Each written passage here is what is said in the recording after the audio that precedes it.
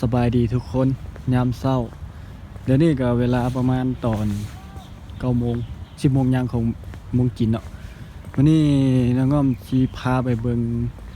ตลาดสดของเมืองจีนว่าเขาเป็นจังไดเนาะอากาศมันหนาวหลายอยู่ที่10องศาประมาณนี้แหละมื้อนี้นะเป็นจังไดนั่นไปเบิ่งกันเลยเนาะ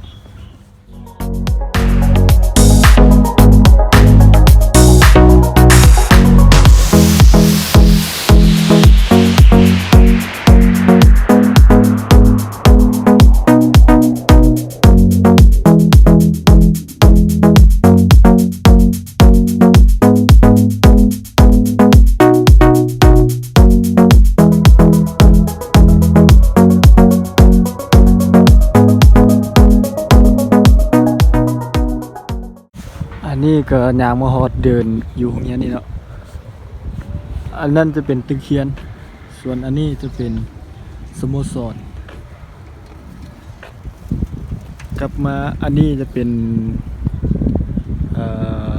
บอลเขาประชุมแล้วก็ห้องสมุดดิฮันโอ้วันนี้เห็นแดดปกติอยู่เมืองเชิงตู้นี่มันจะบ่ค่อยเห็นแดดปานใดเนาะแดดมันจะด้นๆเห็นเทื่อนึงบางเทื่อก็10มื้อจึงเห็นเทื่อนึงบางเทื่อก็7-8มื้อเห็นเทื่อนึงแต่ว่าช่วงนี้บ่ค่อยหนาวปานใดช่วงท้ายเดือน11นี้มันจะหนาวแฮงหนาวจนอุณหภูมิลงฮอด0องศานี่มือโพงหมดโพงตั้งแต่ตอนนั้นเนาะมันหนาวโหด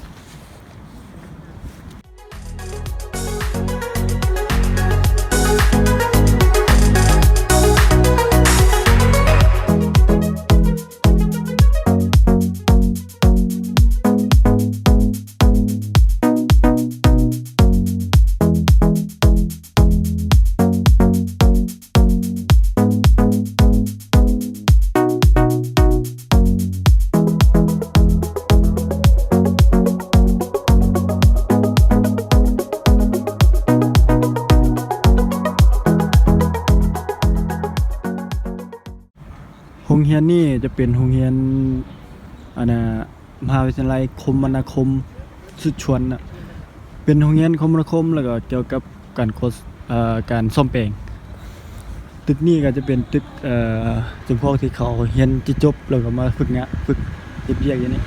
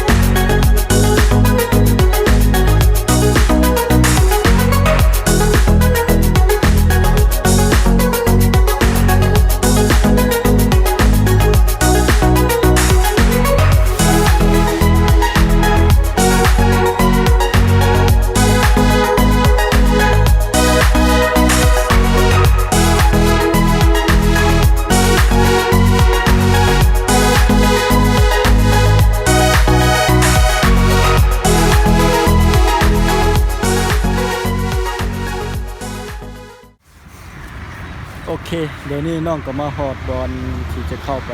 ทางตลาดเลยเนาะแต่ว่าต้องพารถข้ามทางมาลายกันเนาะเป็นที่ไหนไปเบิ่งกันเลยนี่เนาะต้องข้ามทางมาลายไปทางเบื้องนั้นกันมันจะอยู่เบื้องนั้นเนาะอยู่จีนนี่ข้ามถนนต้องข้ามทางมาลายแล้วนี่คือเราข้ามทางไปก็ได้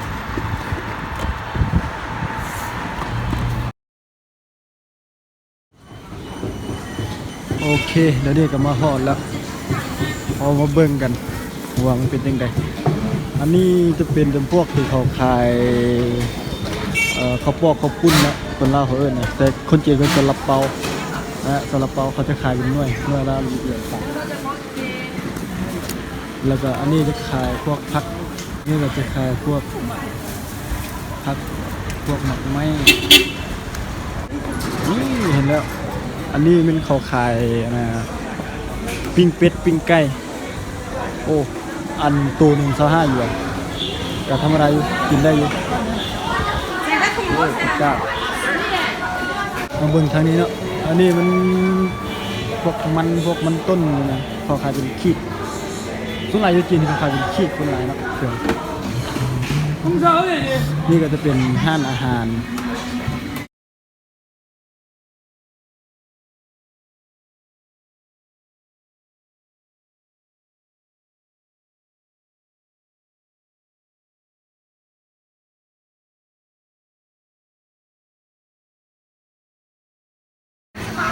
เบิ่งห้านนี่เขาขายยัง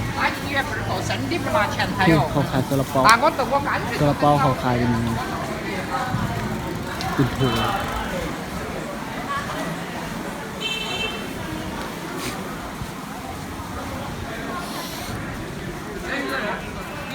นี่จะเป็นเขาขายเสื้อผ้าโอ้มาเบิ่งนี้มันต้นอย่างนี้มักเพชรโอ้มักเพชรเขาเฮ็ดกินที่นี่เนาะเป็นตาแซ่บอีกทีมีไข่เด็ดเอาอันนี้จะเป็นปลาแห้งเขาเอามาปาดแล้วก็เอามาตากแห้งแบบทานมักเพชรอันนี้ก็จะเป็นชิ้นหมูแห้งชิ้นควายแห้งนะมักไม้ส่วนไรมักไม้อยู่จีนมันจะเพลงนะมักไม้เนาะเขาขายเป็นขีดส่วนไรอันนี้เป็นอย่างวะเคยเห็นเวลาบุญผู้ใดฮู้ก็ตอบให้เลยเนาะตอบคอมเมนต์ให้เลยเนาะนี่เป็นมีนาววนฮู้เลยนี่เป็นอันนี้ก็หัวเนาะเคยเห็นเลย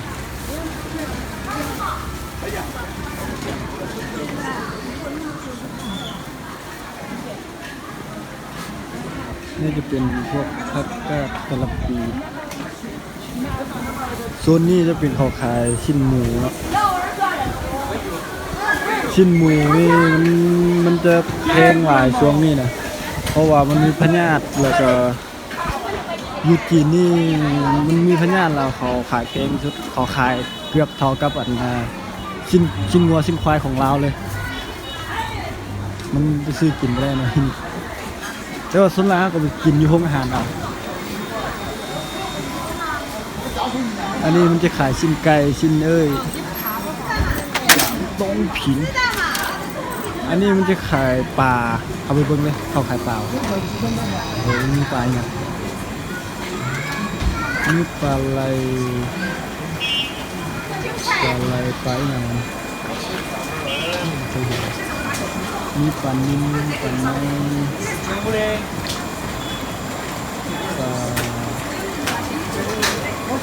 ปลาอย่าง能不能给你改28块钱吧？28加8块。28加8。ตรงนี้เนาะจะเป็นหั่นอันนี้เราจะเป็นข้าวไข่ไข่แต่ว่าไข่อยู่ที่จีนเขาขายจะถึกเนาะไข่นะไข่เขาขายแบบเป็นโลเป็นขีดเขาซื้อมันจะได้หลายอันนี้ก็ขายพวกขนมปังเนาะอันนี้ก็ขายปลาเอามีปลาอย่างที่เรามีโอ้ปลานี่เคยเห็นปลาหน้าไอ้ดีเดี๋ยวนี่มีปลาชนิดหนึ่งปลานี่ปลาเนี่ยเคยเห็นคนใดเคยเห็นแล้วบอกเลยนะคอมเมนต์เลยมีปลาในปลาเนี่ยมีมัดโอเคไปเบิ้งอันนี้ขายชิ้นหมู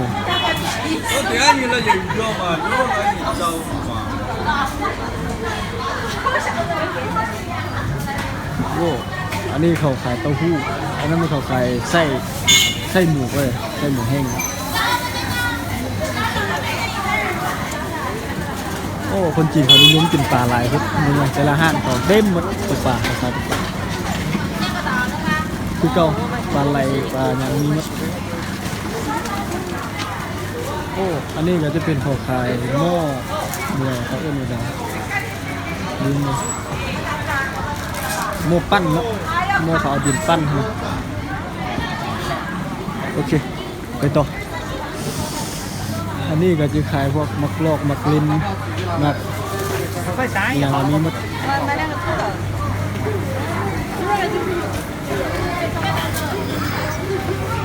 โอ้มาเบิ่งเขาขาย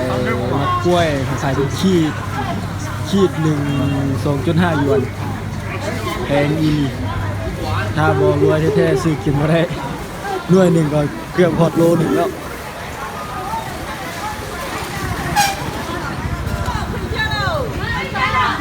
โอเคมาฮอตนี่ก็จะเป็นพวกอาหารที่ตามสั่งเนาะเขาอยากกินอะไรก็ตักใส่แล้วก็เอาไปกินเลยอันนี้ก็จะเป็นพวกเขาขายไข่ปอกไก่ปอกมีเป็นไข่ปอกไก่ปอก ไก่อยู่ตู้เย็นนะ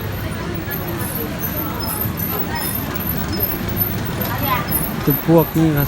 อยู่เบื้องนั้นเขาจะบ่ค่อยทายปานใดแล้วเพราะว่ามันมีอันน่ะเด็กน้อยหลายเด็กน้อยทายแล้วมันกินลิขสิทธิ์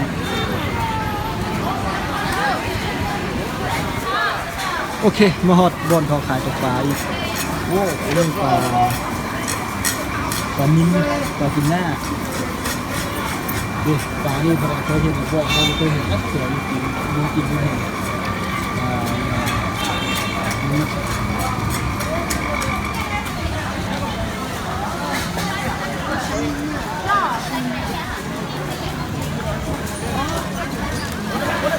โอเคเดี๋ยวนี้ก็มาฮอดบอนเขาขายผักโซนนี้เขาขายผักเนาะอันนี้ก็จะเป็นโซนเขาขายผักมีอย่างก็มีมดผักมีอย่างเม็ดเบค่านี่จะใจดีเลยมีค่านี่โอ้ผักจนพวกนี้ส่วนหลายบุคอยมีปันไดเนาะอยู่แล้วนะมีแต่มะขัวยาวมะขัวสั้นหรือว่าตัวนี้มันใหม่หน่อยตัวนี้กับตัวนี้มากขึ้นประกาศดอกแล้วก็นี่มันฝรั่งมันฝรั่งเนาะมีมดส่วนลายพักเขาขายชืกพักนะเขาขายเป็นชีดมันจะชืกดีโอเคมาฮอตนี่ก็